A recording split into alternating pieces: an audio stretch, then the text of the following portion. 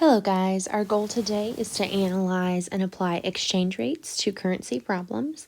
So every country has its own currency, and when you travel between countries or businesses do business between countries and trade, they have to switch out those currencies.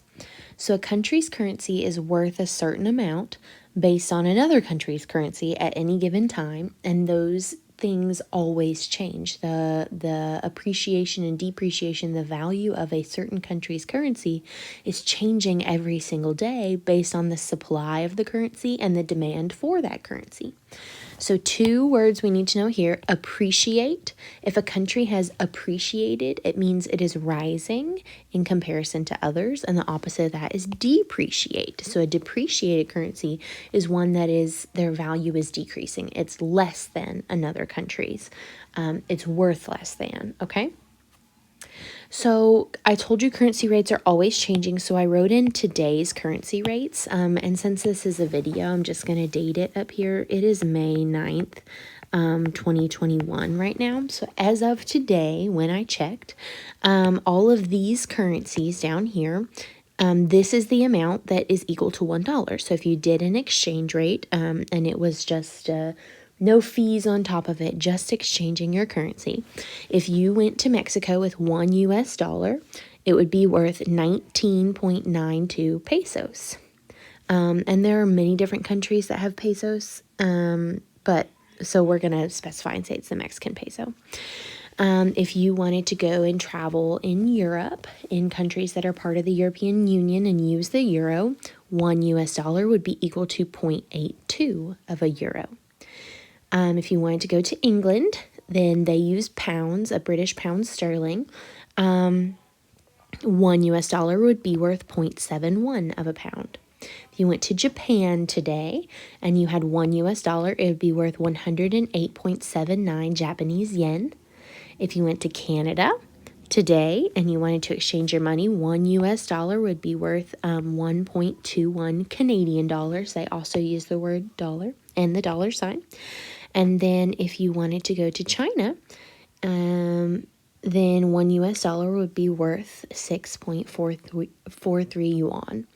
And like I said, these are always changing. That's why I wrote in today's rates for these videos. And when I teach this in the future, it'll be different.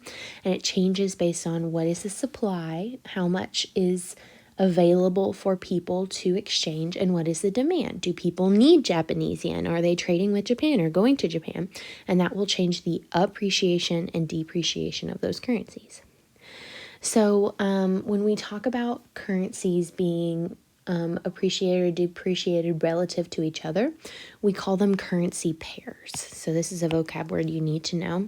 It's just the value of one currency versus another, and it's an easier way of writing out like $1 is equal to 25 yen. Okay, it's just easier to say Euro/USD 120. And what does that mean? It means that the first currency is going to be a stuck amount. So we're going to say that currency is just 1. And then the second currency is what is equal to that 1. So Euro/USD 1.2 means €1 is equal to $1.20 of a US dollar. Okay. So the opposite is down here, USD/CAD, Canadian dollar, 1.25 means that $1, because that was the first in the pair, is equal to 1.25 Canadian dollars. And we're going to talk in the next video about trading currencies on the foreign exchange market. And this like shorthand of currency pairs is used to buy and trade and sell currencies. So the currency exchange, and sometimes I'll use the word X for exchange, is done all the time by individuals, by businesses, and governments. When trading, for example, a country who is importing a good has to pay for it. And when they're paying for that good, they can't pay in their own currency. They have to pay in the other country's currency. So here's an example here. If Mexico buys cars from the United States, Mexico imports cars and gives us money. Well, we don't want that money to be Mexican pesos. We want that money to be US dollars. So the company that's doing this transaction needs to be able to exchange currency. So who does that? Big banks that work with international corporations keep lots of foreign currency on hand to do that. You can go to lots of different banks if you're in a foreign country and make exchanges of your money. The U.S. government does this when they are giving foreign aid or helping out another country. They exchange it for that country's currency instead of the U.S. dollar. But when you go to another country to do the exchange, oftentimes the place that you do it, like a bank or your hotel even sometimes, they will put a fee on top of your exchange. So yeah, if your currency pair is euro to US dollar 1.20, that means that 1 euro is equal to $1.20.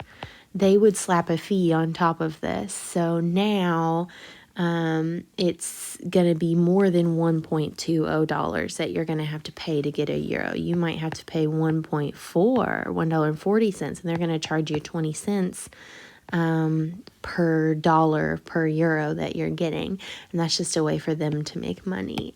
So what we deal in this class is the exact supply and demand, the exact currency exchange rate, but just keep in mind if you travel overseas, they'll almost always charge you more. So customs officials, international banks, the government, like I even said, your hotel, if you stay at a big hotel overseas, might have currency on hand, but international banks is what we'll mostly be talking about. There are banks in Lexington that deal with international trade, and so they keep foreign currency on hand. And it's their job to exchange those rates and keep up with the currency values of currency pairs, and they change all the time. So the supply and demand will impact currency pairs. So when we are calculating currency pairs, how do we figure out, okay, well, 1 euro is worth this many dollars. What if I have 50 euros? How many dollars is it then? And we use a ratio to figure that out. So I've done one for you. When using a ratio, find the cost of goods in a new currency. So in this problem, 1 US dollar is equal to 20 Mexican pesos. But we want to know how much would a $13 pillow cost if it were in Mexico instead of the United States. So we do a little math here. The first part of the ratio is going to be our currency pair. What is $1 equal to? So 1 US dollar is equal to 20 pesos, okay? And that is equal to what? In the problem, it gives us the $13 pillow. So here's the $13 pillow, but it doesn't give us how much it would cost in Mexico. How many pesos is $13? That's what we're trying to find out. And when we're trying to find something out, we put an unknown variable. So we're going to put X number of pesos. So then we cross multiply and divide. So 1 times X is 1X. 20 times 13 is 260. So 1X is equal to 260, and there's the answer. So this pillow, if it were in Mexico, would be 260 pesos instead of 13 US dollars. All right, so same thing, using a ratio, find the cost of goods in a new currency. We have 1 US dollar is equal to 0.92 euros, okay? So how much would a $200 chair cost in Europe? So now we've got a $200 chair, but we don't know how much it's going to cost in euros. So we cross multiply. 1x is equal to 0.92 times 200. Cross multiply here, and that's 184. So what is our answer? $200 is equal to 184 euro.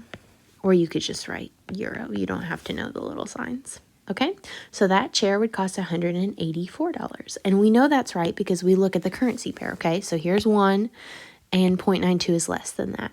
So we know that our answer should be less than 200. So here's 200, and it's 184, okay? Moving on. Using the ratio, find the cost of goods. So let's do it another way. So the US dollar is $1, and it's worth 0.92 euros. Okay, how much would a $42 euro phone case cost in the United States? So now, in our ratio, it's important to keep like things on top. We want to keep the dollar on top, but we don't know how much that costs. So that's going to be our unknown variable. And on the bottom, we know that this phone case in Europe costs 42 euros. Okay, so it's different in this sense because we're not calculating it that we are that we're trying to figure out it in another country. It's already in another country, and we have to figure out how much we have to pay for it in US dollars. So our unknown variable is US dollars. Make sure you have US on the top always if it's a problem like this, and then like terms on the bottom. So both of these are euros. So now we cross multiply and divide just like normal.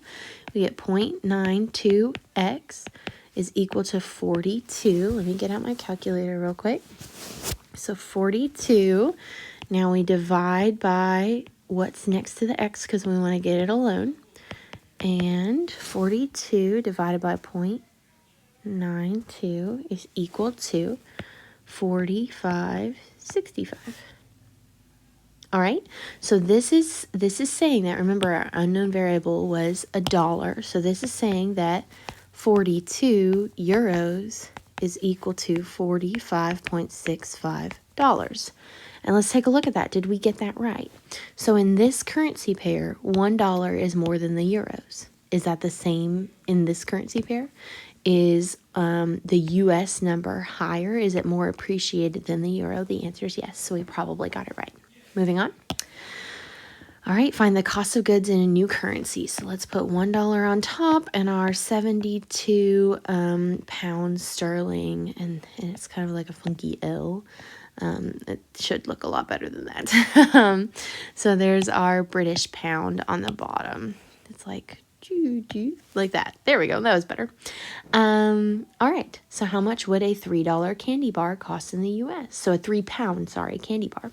So they're asking us in pounds. So we need to put that down here where the pounds are. So this is 3 pounds. 3 pounds. And then how many dollars? Well, we don't know. Let's put in an unknown variable. Cross multiply and divide. So 0.72x is equal to 3, and let's get that variable alone. To get the variable alone, we divide by 0.72. Okay, 3 divided by 0.72 is equal to, x is equal to 4.1666666 repeating. So we're just going to put 6. Okay, so what have we just figured out? Well, our unknown variable was $sign, so this is going to be dollars. We just figured out that 3 pounds is equal to $4.16 in the United States. And let's check our math. Over here, the US dollar was appreciated. It was worth more than the British pound. Is that the same down here? Is the US dollar worth more than the British pound? Yes, so we probably got it right. All right, last one here. Using a ratio, find the cost of goods in a new currency. We're going to start with 1 US dollar is equal to 312 yen. Okay. So the question asks, how much would a $10 blanket cost in Japan? So they gave us dollars. We're going to keep like terms on top. Our dollars are going to stay on top, but we don't know how many yen. So we'll put yen as our missing variable. Cross multiply, we get 1x is equal to 312 times 10, which is 3,120. And we don't need to divide by 1. We know what that means. So what have we just done? We figured out that 3,120 yen, because yen was our missing variable here. So that's what that x is equal to $10. So let's see if we got it right. Up here, we see that the US dollar, it takes a lot of yen to make up 1 US dollar. Is that the case down here? It takes a lot of yen to make up 10 US dollars. The answer is correct. Okay? All right.